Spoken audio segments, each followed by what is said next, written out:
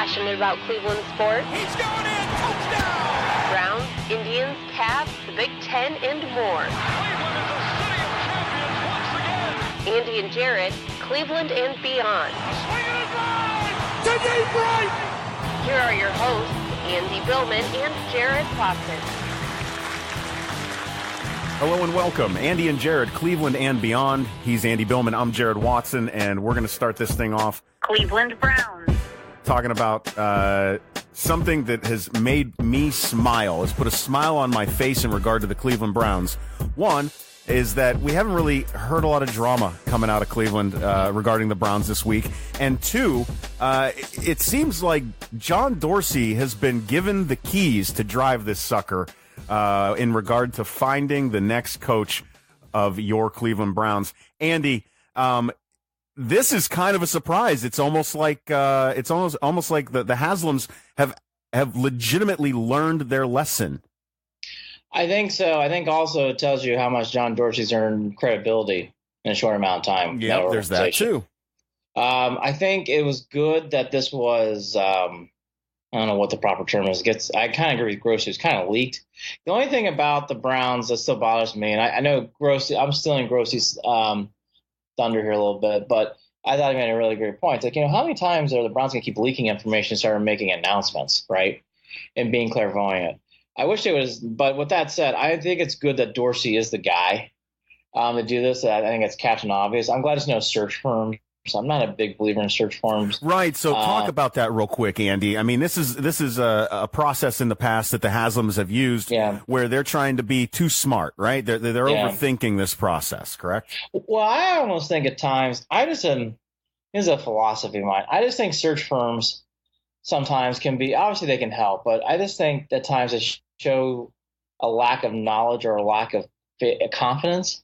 I don't know you know what I mean? Right. Like, and I feel like search firms are kind of over-exaggerating their own confidence because you're paying them a lot of money. They have to act like they know it all.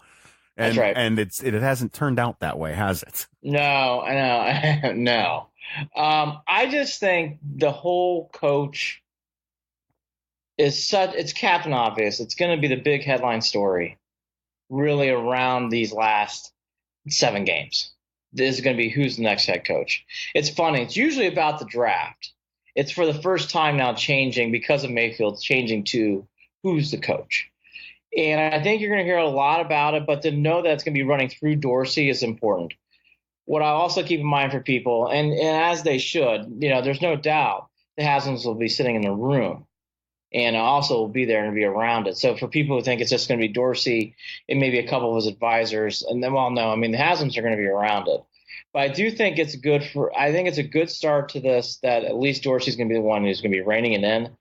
You're going to hear a lot of rumors this week. You're already hearing it. The hot guy this week's Bruce Arians, probably because of what he stated, I guess, during the Browns pregame show, and also that he did the Browns game for CBS television. And Cleveland fans love anybody who wants to be here. Well, he feels and looks like a Clevelander. We're all being honest. He fits the vibe. He definitely fits the vibe very well. I am not, here's the thing about the coaching search that I'm already getting bothered by. I am not a big believer in you have to have a certain checkbox system. Like you're hearing everybody wants to be young and fancy and hip and cool and offensive. I'm just here to win games. I don't care if you're 80 in a rocking chair. If you're winning games, that's good. I don't care what you look like. Which makes it so difficult for me to even evaluate who I would want. Andy, we're on the outside looking in, and everybody out there is basically doing the same thing, and they're going off of word of mouth or what somebody's saying or how somebody feels. But at the end of the day, when you hire someone, and I know when I work with someone, or if I'm looking to get someone to help me out with a job, that the only one who knows what I'm looking for or what's gonna work is me. And on top of that, even then, you don't really know how that's gonna play out until you start doing it. So, right. There are ways to make better choices and decisions than others, and we have made piss poor decisions for 20 years, Andy, 20 plus years. Just a little. We can go back even 90. We can go back further if we want. But look, we can go all the way back to Paul Brown and to that mistake. But here's the thing here's the thing that I just want to mention. That's why I kind of did that line. You're going to hear again. You're going to have a week where it's going to be Lincoln Riley. You'll have a week where it's going to be some other guy. And remember this too. 2 years ago, people were really ready to push out Sean Payton in New Orleans and Andy Reid in Kansas City. Mm-hmm. And look where they are now. Okay? When you're winning, you're looked at as a good, solid coach. And that's my point about all these different things. Like, you're hearing young coordinators and young hip guy. And by the way, I think you have to have that energy. But I don't care if the guy hires an older person who has youthful assistants around. That's fine with me. The big thing I just want to get out there is I don't have in my book someone like, hey, you have to check some boxes. I don't care. I don't care. And in fact, what is great about here's what the Browns walked into, which is unusual for the Browns. They're walking into a year where I think McCarthy and John Harbaugh are going to be available. And I think they might want to come to Cleveland. So you have Super Bowl type guys who won Super Bowl championships, or I don't think will be around at their current employer, on top of assistants in college. The Browns have a good melting pot selection, Jared. I guess is what I'm saying. What is it? I want to jump to Harbaugh real quick. What is it that you think would make him want to come to Cleveland? And it's going to be kind of a sad exit for him, correct? Well, I mean, look, let's talk. Okay, McCarthy and Harbaugh. We'll take Harbaugh first since you teed him up. Ozzie Newsome's gone at the end of the year. Right. He's going to be on the Ravens staff, but he's not going to be calling the shots anymore. The Ravens, this will be the 4th or 5th straight year they won't make the playoffs, I believe, with Harbaugh being the coach. And normally with things like that, they just equate to, we're not going to bring it back. A new GM, new coach, new everything. Well, let me play devil's advocate. Why would anyone want to bring a coach over that has been in decline with the team that he's with? Well, but again, half a decade. It reminds me of Andy Reid in Philadelphia. I always thought Andy Reid could really coach. Just wasn't the right fit. Just wasn't. But even more so, it never. Maybe that was Hugh's problem. Well, all right. Just wasn't Here's something. Here's what I will say too about coaches. 9 times out of 10, it never ends well. Even for the legendary coaches, it never ends well because they don't know when to leave either. Yeah, they don't know when to leave. The reason why I'm saying that is eventually, like Mike Scioscia, didn't end really good with him and the Angels. Every year, I think it's going to end horribly for Mike Tomlin, and somehow they keep turning around. They keep turning around too. I mean, my point is, with coaches that have long tenure or short tenure or whatever, 9 times out of 10, it's a firing, it's a push out, something like that happens. So, Andy Reid was a bumbling idiot when he left Philadelphia. Couldn't win the big games with Donovan McNabb. And by the way, was losing games to the Titans last year in a wild card game and really was getting hammered by the press. Jared, what do people think of Andy Reid this year? That he's a genius. That's my point, right? So it's like, look, John Harbaugh can coach. McCarthy can coach. Andy Reid can coach. So that's why these guys need to be taken in serious consideration. I don't think these guys need to be poo-pooed away. Bruce Arians as well. He can coach. But when you got a McCarthy and a Harbaugh possibly out as free agent coaches, the Browns would be silly to dismiss them. Does the McCarthy thing start to gain steam just because of John Dorsey alone? Yeah, so I was going to bring him up second. I think if people are naive to think if McCarthy gets let go, the Browns aren't going to sniff McCarthy. Oh, come on. He worked with Wolf, he worked with Highsmith, and he certainly worked with Dorsey. He's going to be looked at seriously, and as he should. As he should. He's won a Super Bowl. I don't have an opinion yet, even with the list of names that we're throwing around right now. Mm-hmm. I honestly, I feel like the way I feel right now is how I want the Haslams to feel. I want them to sit back and acknowledge that they really don't know anything and just let John do it. That's how I feel. I'm not going to be disappointed. I'm not going to be upset with his choice, because you know that as we get closer to this, people's opinions are going to start to get stronger about who they want, who their guy is, and their justifications for it. But I just remind everyone that if your guy doesn't get picked up, if your guy isn't the one who the Browns get, there's no reason to throw a fit, because at the end of the day, none of us have a damn clue how this is going to even roll out. We just don't know. And the thing is, the coaches, especially in the NFL level, really get scrutinized way too unfairly, and sometimes good and bad. And it's just as bad as a quarterback is with a head coach in the NFL. Now, that said, Hugh Jackson was terrible. We all know that, and that's why he's gone. Horrible. But in this case here, I think this is the best year the Browns could ever have a head coaching hire, because I just see a lot of possibilities out there. And you're going to have some names come up, like Tobe's been mentioned for Kansas City. There's a young offensive coordinator, Bieniemy, used to be a great running back for Colorado back in college. Also played in the pros. He's being mentioned as an up-and-coming big guy because the Chiefs are the hot team. You're going to hear a lot of that. I just think at the end of the day, I agree. I know what you're alluding to. Don't check boxes or take strikes because of age, or because of he's not a college coach, or he's not an offensive coordinator. All it matters is wins and losses. Because remember, for all that being said, and for all those gurus, the guy who's coaching over there in Foxborough, 2 hours north of me, is a defensive coordinator who's got a lot of championship rings. And people will take Belichick in a heartbeat, but he doesn't check any of those boxes. He's certainly not innovative. He's certainly not young, and he's defensive minded. So all that stuff gets way too. I like to say almost like sheep-like thinking, way too cookie cutter sometimes in this league. So just taking it with a grain of salt. I think you made a good point. Like, don't get upset. Again, Arians is the hot coach this week. I guarantee you, I know it's coming. Lincoln Riley will pick up steam some week too. It'll be a different guy each week for a while. And that's just the way it's going to be. Well, you got to write articles, right? You got to talk about something. You got to write articles. You do. And Arians made a lot of comments, so it was worthy of being an article or two. The other big story was basically the ever-changing, which is not unusual for any team. The Browns are in the ever-changing roster. So Kirksey and Gaines are now out for the year. Wasn't surprised about Gaines at all. I mean, he did not look good with the towel on his head walking off the field. And when you get a second concussion like that so quickly, it never is a good thing. And with Christian Kirksey putting in the work that he has, and constantly tackling. I mean, the guy he's got to be just beat up at this point. Well, he did not walk off the field well either. But Kirksey, it is what it is. It's a shame he's out. I was not surprised about it. I knew Gaines would probably not play again this year once he walked off the field. So I thought he looked I just felt bad for the guy. Just didn't look good. You hate to see a guy like that who's playing hard and he's got a towel around his head because he's obviously suffering from concussion syndromes.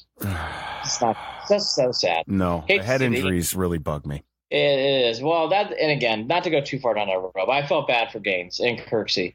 So they're out, but that is football. There's injuries that happen. Yep. So, okay, check those two boxes in. But this was the first week the Browns seemed to get players again, back-to-back weeks, but especially this week to me, an eye-opening. Schaubert's back. I think that's a great thing. And I mean, the defense at this point has been really torn apart over the past couple of weeks, and the injuries have shown. I mean, just the lack of depth that this team has. So, yeah, I mean, it would be great getting Schaubert and Ward back is potentially game changing because we know when Ward's on the field. And Schaubert, both of them combined for turnovers. What are they? I'm wondering how many they have combined for forced turnovers. No, Schaubert's missing. Him not being on the field, I think, is shown too. And we've all, I mean, people have heard this podcast. We both believe Denzel Ward is I think he's the best player on that field when he's out there and he's playing. And I think it's not even close and comparable. And that's with Schaubert and Myles Garrett running around. But I really think Denzel Ward's on such a different level. So him being back, especially with Julio Jones, is big. Randall also looks like he's going to be back. Yep. Some new guys. I was surprised it took this long, but Phillip Gaines and Whitehead, those are two guys who come from the Wolf and Dorsey families. those guys are cornerback. Cornerback is Philip Gaines, safety Jermaine Whitehead. They're both going to be playing, I think, at points on Sunday because of all the various injuries and stuff. So that's a good thing. So the defense basically gets a lot of players back. But the one thing I wanted to mention before we start getting into the meat of this game and the crux of it, I think it's been weird for the past 3 weeks. We're going to allude to it more. It's been such a wild turning event since the Carlos Hyde trade. I think it's really been whipped into like hyperdrive since that Friday afternoon trade. And really, this is the first time it's kind of slowed down. And Jared, I think because of what's been going on with Hugh and with Haley, I'm not saying he's been forgotten, but I thought Mayfield's been really put in the back pages in the storylines, which I think is interesting. I think it's interesting, but I more so I like that. I do too. No, I do too. That's going to change. I think it helps him. I think it's good for him. I think he needs a breather. Mm-hmm. And I think he's getting it right now to refocus for the back end of this season, to work with Freddie Kitchens and continue to build on what looked to be an offense moving in the right direction, literally on the field and figuratively, doing what they're supposed to do. Baker, I still think hopefully he'll feel, as much as he puts the pressure on his shoulders, hopefully this little break for him media wise and with all the noise, this calm for him will help him stay calm in the pocket. We saw it last week when he tries to force things a little bit too much at times. He overthrew a couple of receivers where you just saw the ball floating away and you knew that's him forcing it. Right. Maybe that changes now a little bit. Well, I think the big thing I've noticed, you're not seeing as many drop passes. I do think part of that is because they're throwing the ball shorter, which I think that it's weird. The Browns go in extremes. I think they were doing a wild, elaborate offense, which I put on Haley at times, and it wasn't working. And then they've gone very conservative, which I get, but I think they've gone too conservative. I'd like to see a happy medium in this offense. But with the conservative passing, meaning there's not as many deep passes being thrown, you're not seeing as many drop passes. You're not seeing as many passes being put on the ground. I mean, the Browns are still guys that they can do that with too and get big chunks of yardage. And you know what? Yeah. The good teams do that. Tom Brady does it. Runs an offense like that. Mm-hmm. Ben was doing it last night, although he could go. He's got AB. That was the whole other situation. But still, when you've got Collins, I mean. That's why I like the play calling with Duke Johnson and his sure hands. That's changing things for the drops as well. Is the guys that they're targeting more often has changed too. Agreed. They do need to go downfield more. Yes, I thought they went too extreme, but I like it. I like them going downfield, Andy, but I don't know that going downfield to Landry is the right move. Or Callaway, because Callaway hasn't proven he can catch and really hasn't proven that he can take that position. Joku's been a better deep threat at this point in the past couple of games. And that's not good. And that's not, because he's not a deep threat. But no, again, Mayfield, I'm not saying he's been out of the spotlight. I think it's funny. He's talked almost more times about everything else that's going around him except for him. I do think that's going to start changing. I think this is a great week for him. We kind of teed it up on Monday night, so the Falcons come in. This is not the strongest defense, 29th in points. They've had big weaknesses. You can score on this team. I mean, that's all. It's plain and simple. You can score on this team. And they throw the ball a lot, so it's usually long games. The Falcons games don't go quick. Usually they're long 3.5 hour. It's usually 30 minutes plus on the back end. That's all right, Brown. We've prepped for that with the Browns. All right. So, the thing is that you kind of made a point of that I wanted to bring up too is, the Browns defense, which we've talked about, they've had a bad stretch of 4 games.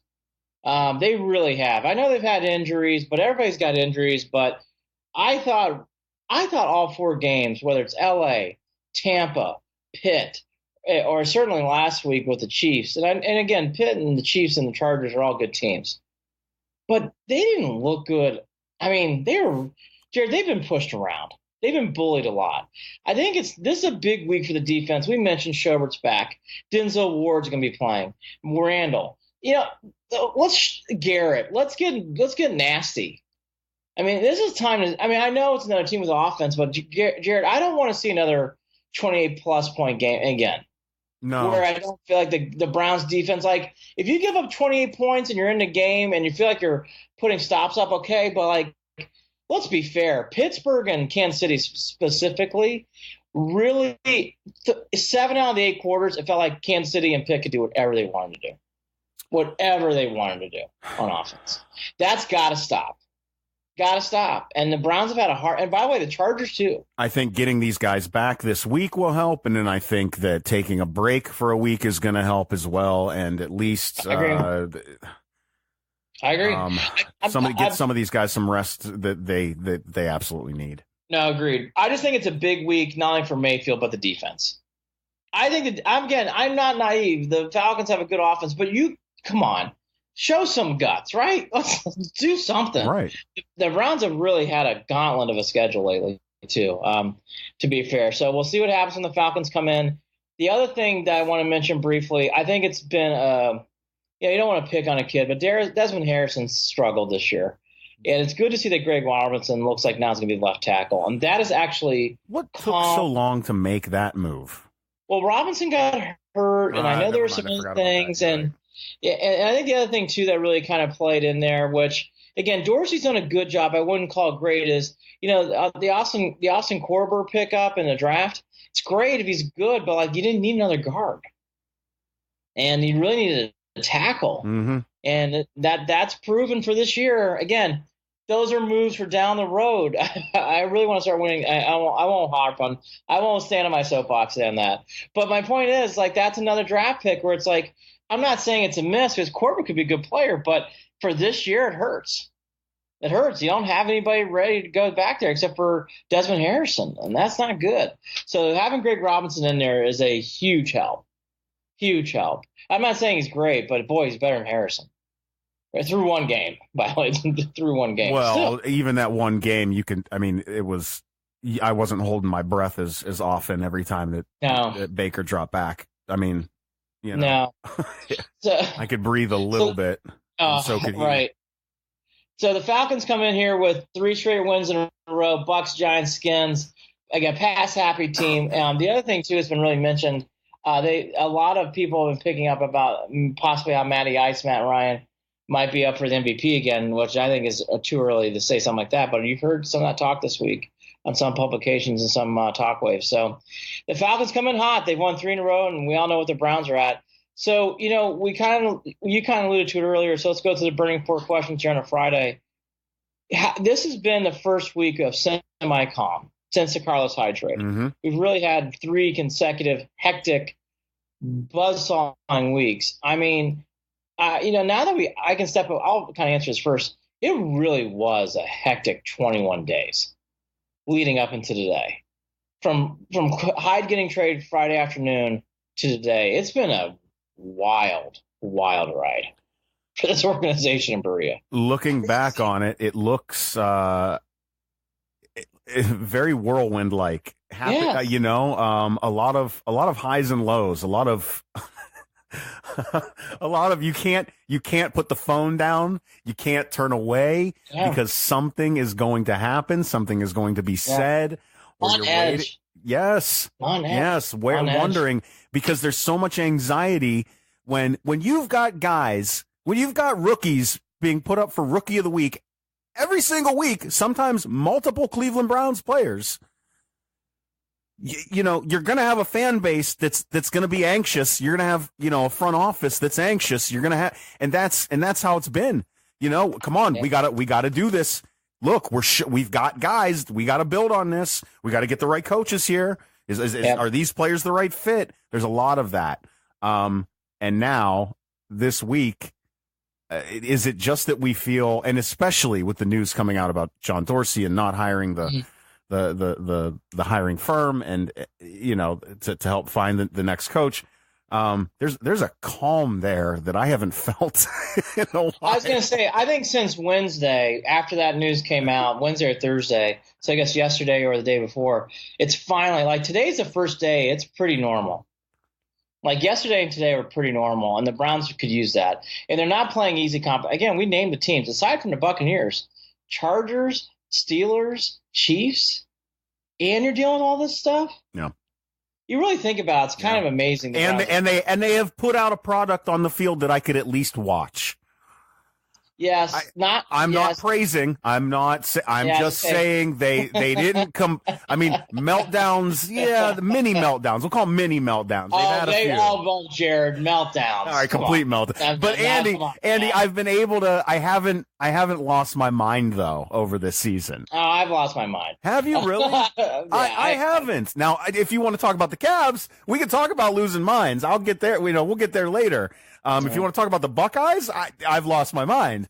With the Browns, I knew what I was getting this year, and I've been pleasantly surprised with what I think could be the potential for the future. Well, we have hope. We have hope. I won't jump off the ship like that. We have hope. Right. You kind of alluded to it. Question number 2. Do you think this is good? How much we're using Duke Johnson? I mean, we definitely need to get the ball more to Duke, but do you think it's good we're using him this much? Absolutely. I've got him starting on 2 of my teams in Fantasy League, brother. I've been waiting a long time for this. Here's the only thing I'm going to say about this. This is why I put this question in there. I like that Duke Johnson's in the offense. Just don't make him a mainstay. I'm telling you, that is not the way to run an offense. No, but you know what he does? He protects. He gives Baker a little bit of protection. I know. Somewhere to get the ball to. I'm not naive. I just don't want to see 10 catches. Well, I want to see 5 or 6. That's all I'm saying. He might be closer to 10, though. I mean, that's. I know. I'm just saying. And part of that's because he's not dropping the ball, Andy. No, he's not. He doesn't drop the ball. You want more catches. You got to catch it. I agree. There's my thought of the day. I know. Again, that's why it's a burning question. It's a good question, I think. What is your? We talked about this enough. So the third question is a vibe on the defense look. I just think this defense has had.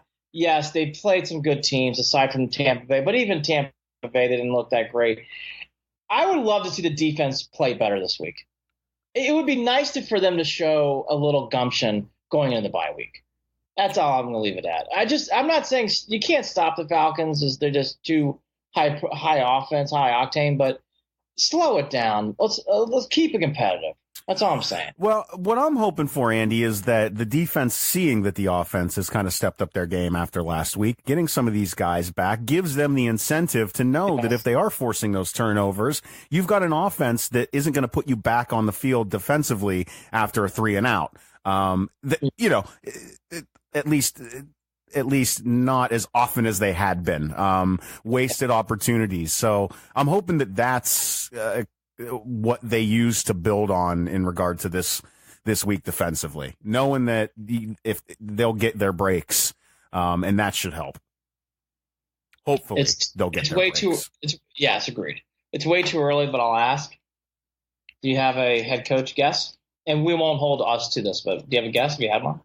If McCarthy's available, McCarthy. Otherwise, I honestly don't know where to go. I can't see Dorsey not reaching back to Green Bay. It's funny you said that. I was going to say McCarthy too. We'll play this game every week, but that's McCarthy. That's just a guess and a half. But cool, buddy. Yeah. As I said, the way too early to guess. That's why it's a fun question. Yeah, we'll change it every week. We'll change it every week. Maybe or it'll stay the same. I'll say this. Oh God, can you imagine? It's been McCarthy the whole time. All right, I think you could probably feel it if you're listening to this podcast. So I'll allude to it. We kind of talked about it Monday night. I don't hold on to your coffees. I actually think the Browns are going to win. I really do. I get a good vibe about this game. I think finally the burrito of water settling down on Wednesday is going to help out a lot. I know the Falcons are good. They're not as good, though, as the Chiefs and the Steelers, and I think that will be proven. I've watched the Falcons a lot. That defense, you can score upon them. And the thing that's going to really help out the Browns, they do not rely on the run as many as these other teams have. And let's be fair, the Browns' running offense is not great. I think that will help them out a lot. I think the Browns actually win this game 27-17. I think they win it comfortably. I just get the vibe this week that this is going to be the week they put it all together. And usually when the Falcons come into games like this, they usually fall flat in their face. I think it's going to happen here. I have loved that all week. Everybody's on the Falcons. I love the Matty Ice MVP talk. I love all this. And by the way, I think the record's 11-3. The Browns always beat the Falcons.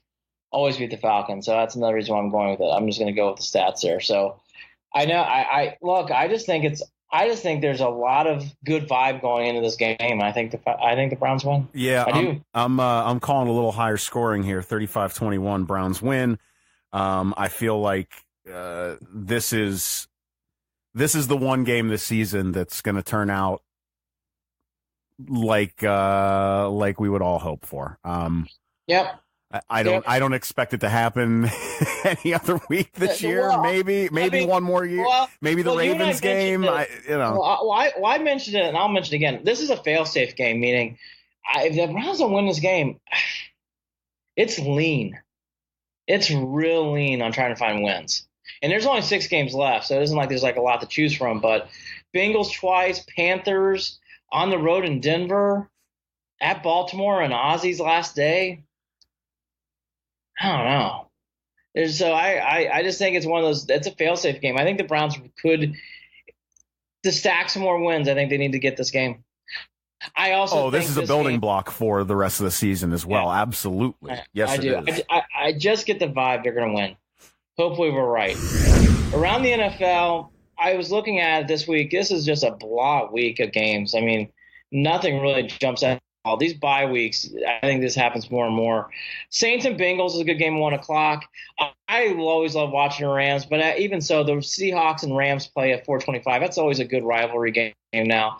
Cowboys Eagles. I'm so over the Cowboys on these big night games. I'm not fascinated by the Cowboys. I have never understood this. No, I don't even care about the storyline. I don't care about the head coach issues. I don't care. I didn't care about the Des Bryant stuff when it was going on. I don't care about the Dak stuff. I don't care to hear Jerry Jones saying anything. I just don't care. I don't care. I'm not watching a second of that game. Won't watch it's a second. It's not compelling. It's you know what it is? It's a rerun. It's a rerun. Yes, and then for those of you who love football, Giants and 49ers would not be the game I advise to watch. That's going to be on Monday Night Football. And, look, it's the Giants and Niners, so you got some cachet because of the coastal thing. I'll be honest with you, Jared. This is not a news story for this year. It's been going on for the last 4 or 5 years at the company I used to work for. Is Monday Night Football still relevant? I think it's almost gone. What do you think's taking the relevance away? Do you think it has something to do with the Thursday night stuff and the Sunday night stuff? Do you think that it has to do with the way that they're picking the teams, that they're the matchups that they're highlighting? I'll be honest with you, Giants Niners is tough. I mean, Giants Niners this Monday night. That's going into these seasons. How are they making these? I don't know how they're making these. Well, choices. I mean, this year too, you got Jimmy Garoppolo and Eli Manning. That's not a bad game. I mean, no one knew it was going to be this bad. But my point is, I mean, I just don't. Boy, Giants Niners like that. That is such a bad matchup. It is such a bad matchup. I mean, it's just bad. I mean, unless you're a fan of the Giants and Niners, why are you watching that? Oh, even fans of the Giants and Niners know it's awful. It's awful. I mean, 3 wins combined on teams in Week 10. I mean, that's not good. So that's your NFL this week. I will say the NFL product this year has felt better than it did last year. Mm-hmm. I want to mention that and the ratings are up. So I mean, I think the product's much better. I think the politics calming down might help that a little bit too, but at least in regard to not that we're going to go there here, but just a tad. So last night I went 2-1 on my picks, 9-6-1 overall. This week of games, I also liked. I'll give you a one more maybe. I think there's actually some good games this week. Look, I'll double down on the Browns. I'm going to take them plus the 6. I gave you the reasons earlier. This line at the earlier of the week was 4, and now it's 6. I'll take the 6. I think the Browns will easily cover that, so I'll take the Browns in 6. The second game, I don't have, this has been the first year I'm like, I don't know how Vegas is doing this. And this is another one. I have no idea how the Bucs are a 3-point favorite at home against the Skins. I just don't understand it. The Redskins are the much better team here. And the Bucs have had a weird week. I know their coach went on a crazy rant. I know the Skins lost and looked bad against the Falcons, but that is no reason why to make them a 3-point underdog. I'll take the Skins and the points on the road. I was That was a bizarro line to me. And the other one I was just mentioning, I think the beginning of the end is here for Jason Garrett. The Eagles at some point should put the pedal to the metal. They've really not had a blowout. I get the feeling this game's going to be your blowout in Philly. The Birds are giving up 7, but I think you take the 7. I think they'll win this game big. I just think the Cowboys are teetering on the edge of big blowouts. And we talked about it. I think the storylines for Dallas are boring. I think I like all those picks. I think that the Vegas stuff is kind of it's almost compelling at this point. Vegas itself, and you can just jump back to last week and them losing their asses on a few games. The Pittsburgh game was one of them, wasn't it? I mean, how do you keep the Steelers as a 3-point dog on the road against the Ravens? I know it's the Ravens, but there was but you can see the difference in the teams and the trajectory for the season. I thought that was an easy pick. I mean, last night, I'll tell you right now, after watching last night's game, I don't care about the Chiefs and the Rams or the Patriots. I know that those have been the teams in the conversation.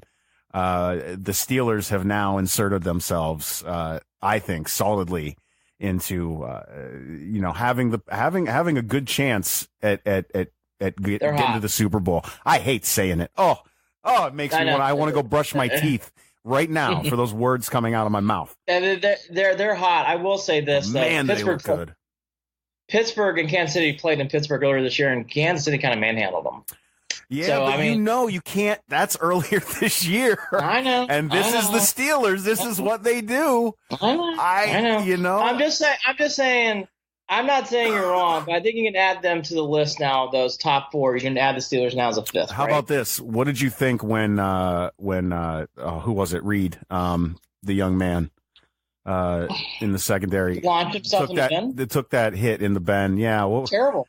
Yeah, should have been injected. Yeah, gone. What's it like? I wonder what it's like. I had to go. I'm sure. I don't even know why that's being discussed. Oh, I'm telling you why. No. The only reason I'm bringing it up is because where the hell was this weeks ago?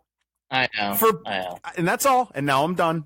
That's all I wanted to say. Oh, by the way, Cam Newton took another shot in this game too, and he didn't get flagged. Did. Yeah, lowered helmet and everything. Yeah. I'll tell you, the referee thing is going to be a big discussion. We should probably just do a separate podcast on it because they have affected too many games and the outcomes of games this season. There's just been way too much talk of the Zebras. Look, again, the Ben Roethlisberger hit, that's an automatic ejection. It's out. Agreed. But the Cam Newton thing, Baker Mayfield in Tampa, those are other ones. Like, I don't know if ejections, but penalty flag, something, and neither one were flagged. It's bizarre. I see it a lot now. And again, the Cam Newton thing, I mean, I don't watch enough Panthers to know, but when I watch him play and he gets hit hard, I don't see a lot of flags come out.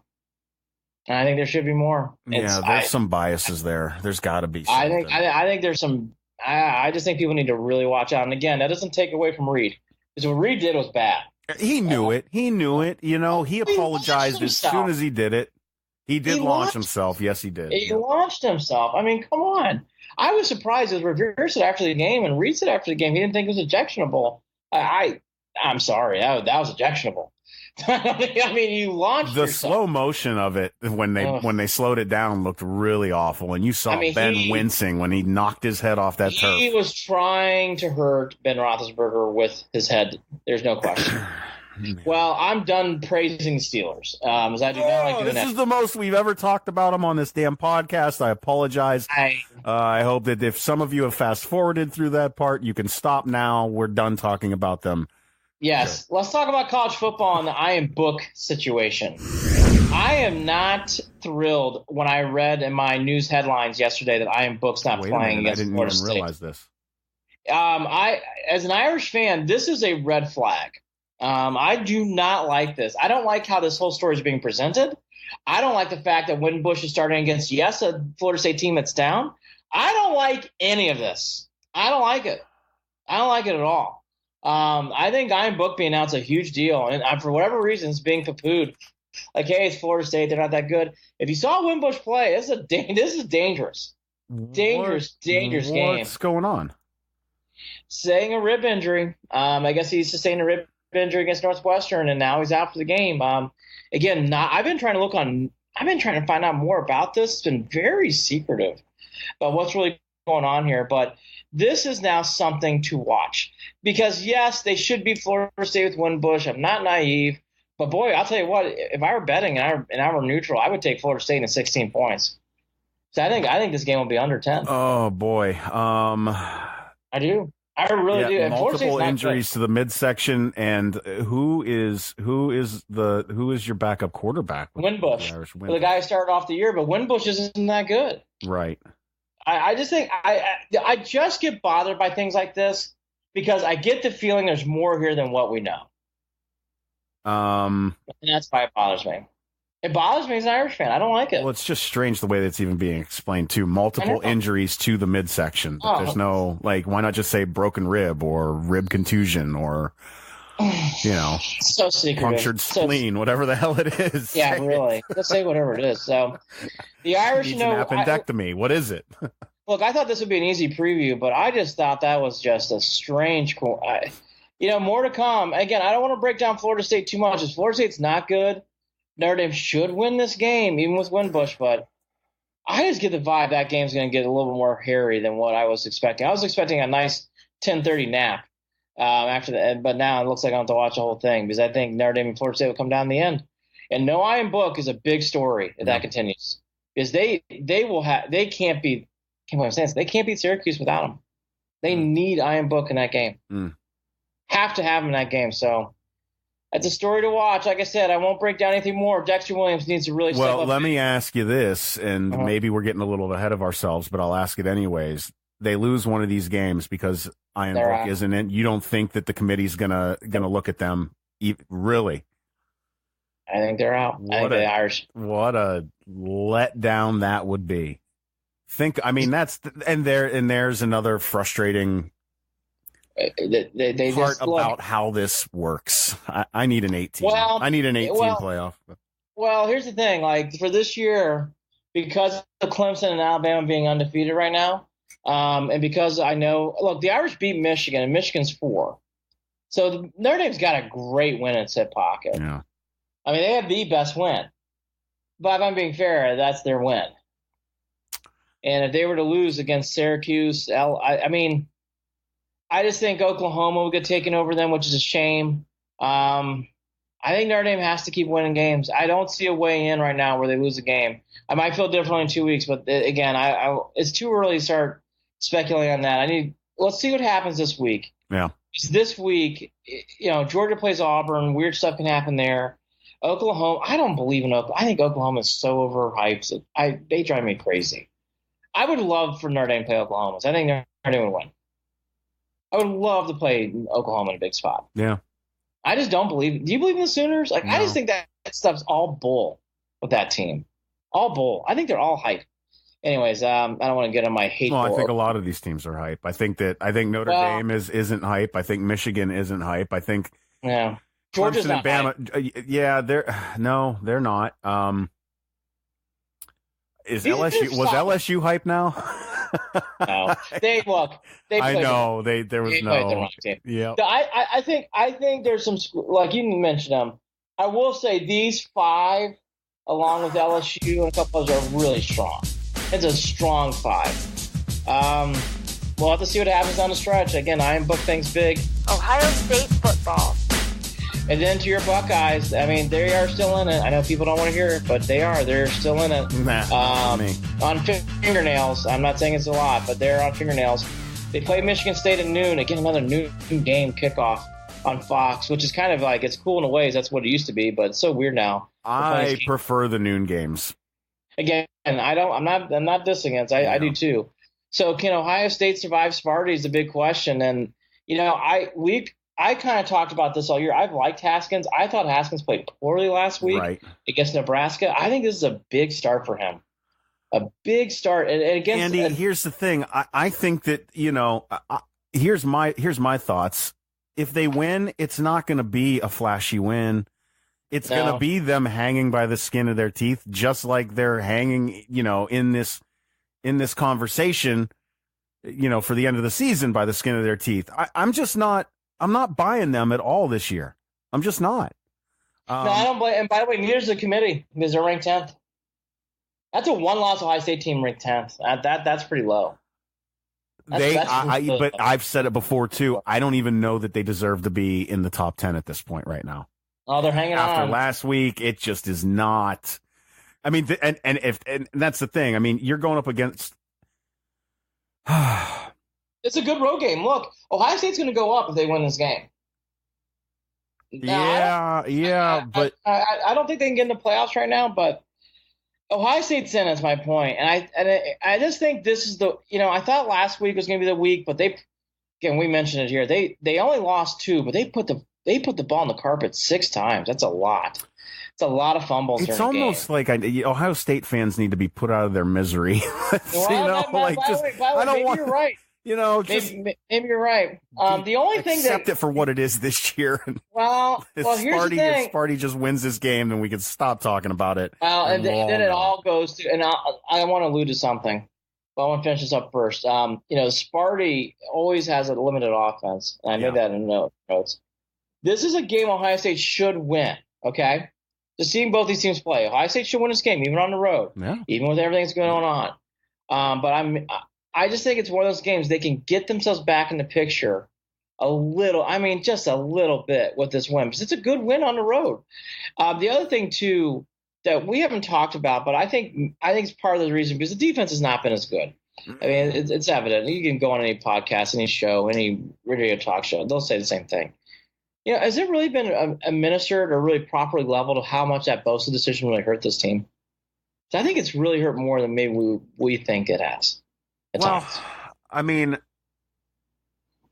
let's talk about what we're losing when we lose Bosa and what that does on the field.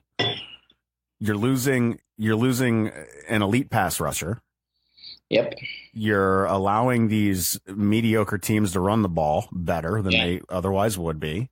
Yep. And if you're running the ball better, you're going to be able to exploit an already weak secondary. Yep. The end. So, we could have hid one of those issues, maybe 2, if Bosa were still here. Well, we could have hid that secondary issue, hopefully enough, if Bosa was still here. Right. I think it's a big game changer. My thing with this was, Andy, I didn't realize how thin they were without him. Well, that's my point. That's why I wanted to bring it up today. I don't think we realized until recently how much not having Bosa has hurt this team. Yep. I just don't think it's been pointed out enough. It's been bigger than what I thought it was going to be too. The other games that are really big out there, Mississippi State, Alabama at 3:30. I do think this is Alabama's too good, but if there's ever a trap game, I think this is the trap game. Yep. Because Mississippi State is good enough to beat them, but I mean, look, let's just be honest, they're in such a locomotive way. I just don't see Alabama losing it. But again, that's one to watch. It's a great rivalry game. It's Auburn, Georgia at 7:00 at ESPN. Are the fans going to be there, though? That's what I want to know. We'll see. I bet you they will be. I think the Citadel next week, tough. A little tough in Tuscaloosa. Auburn, Georgia is a good rivalry game. They have actually been playing since 1892. It's a great game. There's a lot of heatedness. It's not that far of a trip from Auburn to Georgia. That will be a good game. Auburn's been playing better lately. They always seem to step up in those games and play well.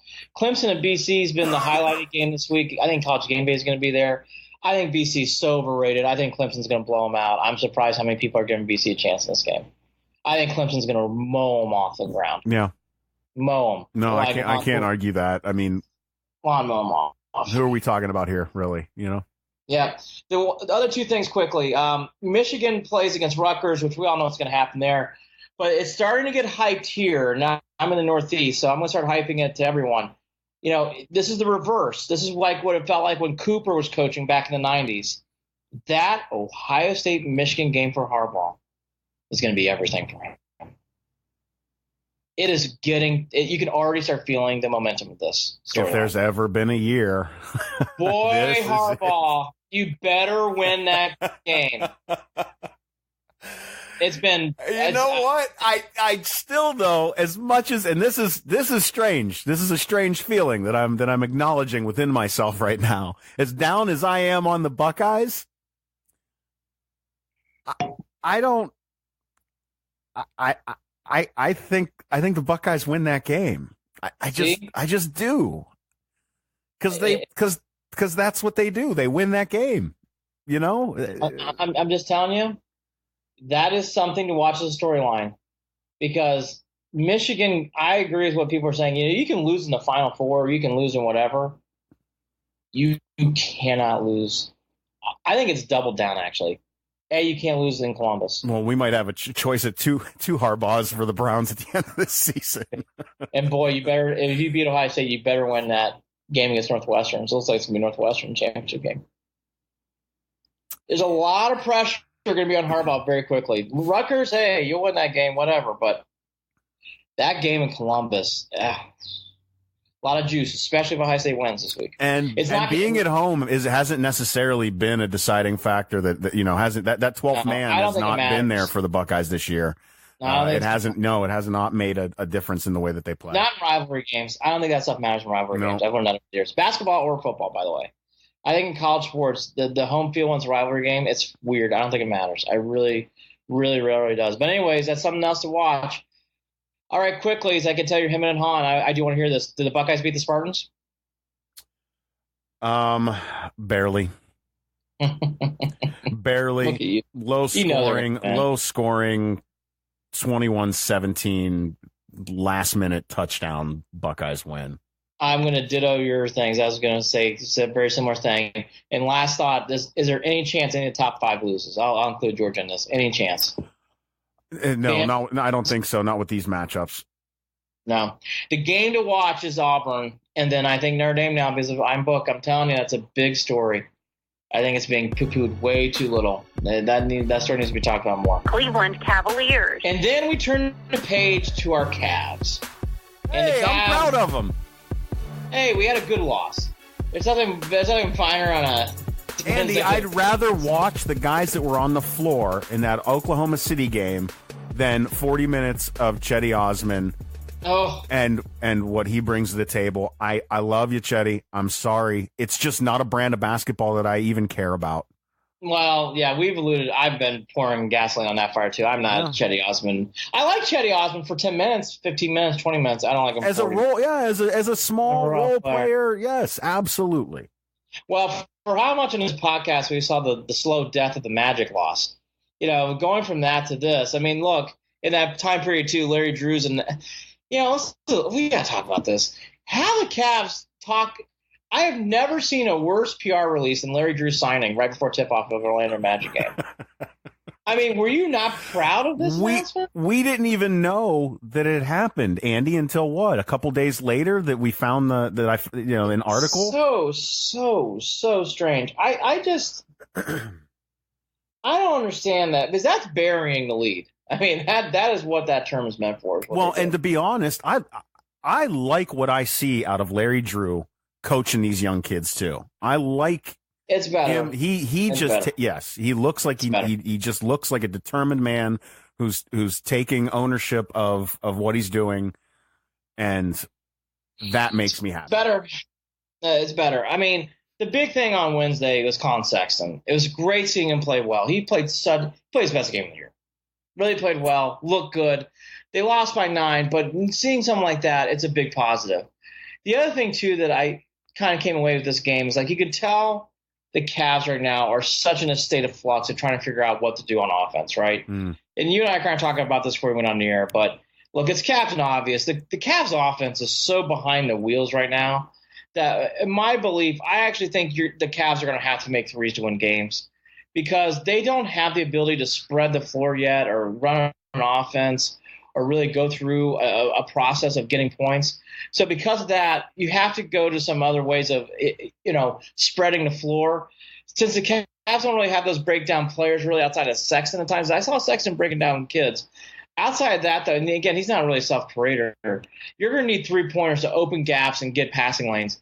The Cavs aren't shooting the ball well from three-point range, and they're going to have to shoot in 35 to 40% range to get wins. When the Cavs let the game get away from them against Oklahoma City, it was following a stretch where they tied it up and took the lead, I think, by 1. JR hit a 3. It looked solid. Clarkson was playing hard. And Carson's playing really well. Yes, he is. Yeah, really well. And then they got a little overzealous. Then they started getting a little cocky, and they shouldn't have. And they just started firing up threes. I think there were like 3 or 4 in a row that were just missed.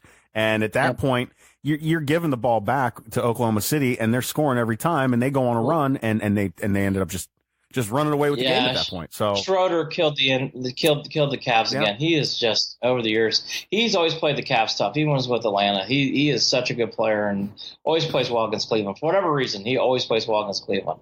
The other things to kind of watch on, George Hill's out for 2 weeks with a shoulder sprain. The new guy in is Andrew Harrison. Let's just be frank. This is going to be a lot of this year. Andrew Harrison's, other guys are coming off the street. You're going to see a lot of this from the Cavs. When you lose, you're going to have a lot of guys be like, remember him? Yeah, he used to play for Kentucky, Andrew Harrison. Yeah, he's on the Cavs for a little bit. You're going to see a lot of this at times. It's frustrating. I feel that frustration, but buyer beware of this team. I think that comes. They're going to try to find. They're basically trying to mine players that are low cost with high reward. So, you're going to see a lot of that here for the weeks to come. Chetty Osman looks like it's day-to-day with back spasms. Really hard to find stories sometimes on the Cavs injuries, but Chetty's definitely doing something with his back.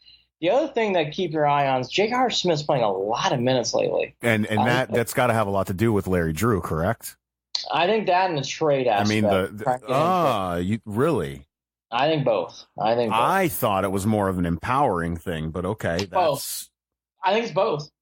I mean, the Cavs want – if you're going to trade someone like J.R. Smith, he's got to play. You can't hide him. No, people need to know what they're buying product-wise. That's right. And that's right. Got to put him out there. So I think you're going to see a lot of JR too. I think those are 2 things to keep your eye on: is Chetty's back and JR. And I'm interested to see if they ever wind down Chetty's minutes, because I don't want to dog him. So I think he can play in this league, but he's just playing way too many minutes right now. It doesn't have a good role. I just don't know what Chetty Osman's role is on this team. Still, this far down, we're 11 games in. I like when someone goes, "What's Chetty Osman's strength?" I'd be like, well, it's hard. Running around. Yeah, I mean, he looks happy. Yeah. I don't know. I mean, I'm not trying to pick on the guy, but it's like, doesn't really have a strength. He's really glad to be out there. he's so grateful. Happy dappy. So yeah, that's our cap. I do. We do. We play the dreaded Bulls tomorrow night. Boy, you can tell. I'm starting to learn when your team's not good, they play a lot on Saturday nights. I guess they vary in those kind of time schedules. Yeah. So Saturday night against the Bulls, we'll see how they do there. But again, small improvements. I thought the big thing was the Sexton. It was so good to see him play well. Again, the Cavs are careening towards 6, 8, 10 wins. That's what we're looking at here. Now, nothing's really going to change. They got to shoot better to win, and I think the trades will start happening soon. But again, it was a better, from where we went on Monday to today, it was much better. Much better. I mean, and they lost by more, but that felt like a better defeat than the Magic. God, that was that Magic game. No, I enjoyed watching the game. I enjoyed watching what they were doing, what they were trying, what they put on the court. Much better. As soon as I got out of class, that was it. I listened to that game the whole way home. I started watching it, and when they let it get away, I have to turn my head. I just all right. It's still difficult for me to go from feast to famine, but I'm taking my medicine. So let's wrap everything up here on a Friday morning. Cleveland Indians. The Indians, I looked everywhere, Jared. I don't know if you saw anything. I've been listening, put my ear to the ground. Here's the thing about the Indians. You're going to hear rumors, but these are real rumors. I mean, nothing with, biting John Heyman, or you're seeing something here quoting from Paul Hoynes. I mean, it's really the rumors of just it's weird. MLB's great to get some chatter going, but Kluber and Carrasco are definitely being discussed, but there's not a lot of, real things being seen right now about what's going to happen. But the Indians are definitely being rumored. for I think nothing more than water cooler stuff. To be honest with you, I don't think anything serious. We saw last night Lindor and Ramirez both got their Silver Slugger awards. There's a kid, what's his name? Bobby Bradley is an up and comer that in the Cleveland Indians organization. It looks like he's we love prospects, but whatever. He's 22 years old and he can hit the ball. Apparently, I mean that's the only stuff that I'm seeing right now. Yeah, the Indians. My point being is you're going to hear a lot of stuff. I don't think any of it's substantial. Just take it as water cooler talk. Yep, that's all it is. Because you're going to hear a lot about Carrasco and Kluber, but again, I don't think there's anything linked to it yet. So the Indians, it's all quiet. Bill James, he made a crazy statement. It came out yesterday that he believes that. Who is Bill James, Andy? Who the hell is this guy? Well, he's Mr. Analytics. He's the guy that really puts a lot of numbers into the game of baseball. He's what you do like about the game, but guys like him are also the guys that can ruin the game. And I think what he said was very damning the other day. And in a series of tweets, he goes to explain, it's just this. He goes, if all players were retired tomorrow, we would replace them. The game would go on, and in 3 years, it'd make no difference whatsoever. The players are not the game anymore than the beer vendors are. That is a silly, silly statement. Well, it's a silly statement for somebody who wants to continue to be employed by, these teams or be hired by them as a consultant. But I'm hoping baseball takes this as a tipping point moment. You're too analytical. Don't let this guy do this. Players do make the game. That's what makes the games interesting, not numbers and stats. That doesn't make these games interesting. Players came out angry. And they should. Justin Verlander, wonder if the Red Sox win the World Series replacing with a replacement player for Mookie Betts, JD Martinez, David Price. Yeah, Torrey Hunter. I love any. I haven't heard from Torrey. Is this Torrey Hunter? I didn't know he spelled it Torii. Double I in the end. How did I not know that? Well, I haven't heard from him in forever, but if I want to hear from him, I want to hear from him now. So smart that Bill James lost touch with reality. True ballers can't be replaced, but you can win. But my point here, the bigger thing, this is where some people in baseball think the game is going. It's all numbers, and you can plug people in. You can't. There's human beings, there's human athletes that make this game interesting. Bill James needs to calm down and shut up. Stupid statement. I mean, that's the way that I don't think there's anybody who feels otherwise. And if there is, they're just trying to be a contrarian. Well, I thought what he said is what I saw as the baseball playoffs this year. And that's why the baseball playoffs were boring. Boring as hell. And I love baseball. But it's too much of this analytical crap. It's enough. Bill James needs to relax. That was a terrible statement by him. Terrible. I'm glad it came from the Red Sox, too, because I can't stand it. Oh, yeah. They came out with their statement, basically letting everyone know that with arm's length. Well, that didn't go right. Yeah. I don't blame them. I mean, it's just amazing. And then finally, I didn't get to watch it as I was working late on Tuesday, but I'm going to sit down sometime this week. You know damn well I didn't watch it. Yes. Did you know college basketball was being played, Jared, until this podcast? Probably not. You probably thought they were playing in January. Duke. That's my neighbor's dog's name. I don't know. It's the only Duke I know. Zion Williamson is the next big thing, and obviously, let's just be fair, because we probably think the Cavs will be in the lottery. I heard that I will say this, that because I hear these things. Who the hell crowned him as the next? Oh, wasn't it? It was Steve Kerr called him the next LeBron James. Am I making that up? Am I making that quote up? I apologize if I am. There's a lot of hype in this kid. That's why I'm going to go back and watch the game, because there's a lot of hype going into this kid. There's a lot of help going. There's a lot of hype going into this kid. Well, it'll be interesting. Maybe I will watch because I want to. I'll need to. Now I'm interested a little bit. just a little bit. Again, there's a lot of hype about this kid. Quickly in college basketball, I just want everybody to know that we're all excited here in the Billman household that Purdue thumped Fairfield, and it was also good to see too that for those out there that Ohio State. I think I just love that coach. Even though the Buckeyes are not my team, they beat Cincinnati, and I think they're just a sneaky good team. I'm surprised by how people are not giving them enough praise, and they had a good win against Cincinnati on the road to start the year. So a good start for the Buckeyes too. So there you go. I think we wrapped up college basketball. Jared can now wake back up, and we can finish this podcast by saying, look, for all the things that have been going on for the Browns, I really do, and I know, Jared, I don't want to speak for you, but I think we're on the same path. This is a great opportunity this week to play a team that is a good team that's beatable at home. Let's see how they do. I would hate to do this podcast on Sunday night or Monday where, like, 44-10, oh, God, what happened? I'm just hoping that's not the case. So I do think there's a possibility that they can get this game. I really do. Yeah, that's the best way to put it. That's how I feel. And I've said it, getting some of these guys back, having Ward back on the field is huge, and Schobert on the field is huge. I think that's a bigger net gain than, including Demarius Randall and the other folks that are coming back. That's a bigger net gain than and I'm not dismissing their losses, but than losing Kirksey and Gaines.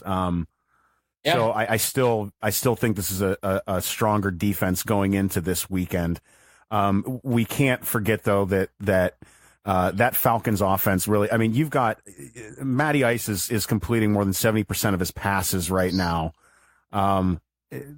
That offense can score. They don't defend the run all that great though. So that helps us too. I mean, it's a game that we can put, if we can put all four quarters together, we can walk out with a solid win, as opposed to, a down to the wire win. Here's the thing about the Falcons.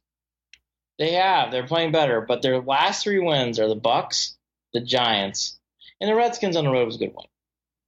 But the Bucks and Giants, I don't know. Well, I mean, and even I know that the Bucks. This is a different Browns team than the Browns team that played the Bucks. I think at this point, can we say that? I just think this. The last 3 weeks have been so challenging. Is it really a surprise that the Browns went 0-3? And then if you want to lump in the Charger game 0-4, right? Is it really surprising the Browns went 0-3 in this last stretch? Not really. This is the first time. It's a calm week, really, for the most part. For as calm as it could be in Cleveland. I mean, this is a nice week to really get a win. It just feels that way to me. At least it feels that way. I think they're going to win. I think they might even win this game easily. I hope this ages well. I hope so too. I mean, we'll see what happens. Again, on Monday, I'm not naive. We wake up here and it's like 34-24, another devastating loss. Like, I won't be surprised, but I just don't get the vibe this week that's going to happen. I think Baker is the guy, and I think there's, the Browns are due for a game to put something more together than what we've seen on defense. I know that, again, you can't stop the Falcons, but you can slow them down. And again, they're very one-dimensional, and that will help the Browns. It's a very, very good thing the Browns are playing the Falcons. It plays into their strengths on defense. It really does. They should win this game. And by the way, last thing, this has been the longest I could ever felt. That's like we're finally at the bye week. I usually don't do this as a fan. Usually I'm like, oh, it's the bye week. This has been the longest stretch to a bye week I could ever remember as a Browns fan. Yeah. It has been a long stretch getting this bye week. Doesn't it feel that way? I think we can all use the bye week, fans and players alike. That's my point. It's like, God, it has been a long run. And you know what? The schedule has been a big part of that. Not only the turmoil, but the teams and the competition that we have had to go up against. I read off. Here's your last four opponents: L.A. Chargers, Tampa Bay Buccaneers. Okay, they're not good, but Chargers, Steelers, Chiefs. Ooh, man. That's tough. All right, Andy. Let's hope for the win, and I'm sure we'll be texting and griping throughout the game. The only thing I'm leaving on is I don't want to hear about Ian Book not playing against Syracuse. I don't want to hear it. Hopefully he'll be back. Andy Billman. Oh my gosh, I hope so. He's Andy Billman. Do you want to say more? Ian Book bothers me. We didn't talk about Josh Gordon today. I didn't bring it up. Oh, thanks. We'll end on that. Josh Gordon, he's doing great with the Patriots. He's Andy Billman. I'm Jared Watson. Thanks for putting that into my head. I thought that talking about the Steelers was enough today, but now we got the Josh Gordon talk too. Cleveland and beyond. See you again soon. Take care, guys. Have a good weekend.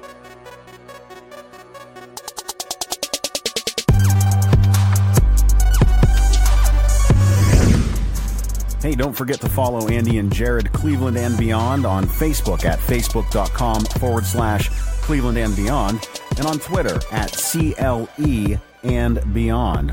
That's at CLE and Beyond on Twitter. You can also shoot us an email, andyandjared@gmail.com. Looking forward to hearing your comments.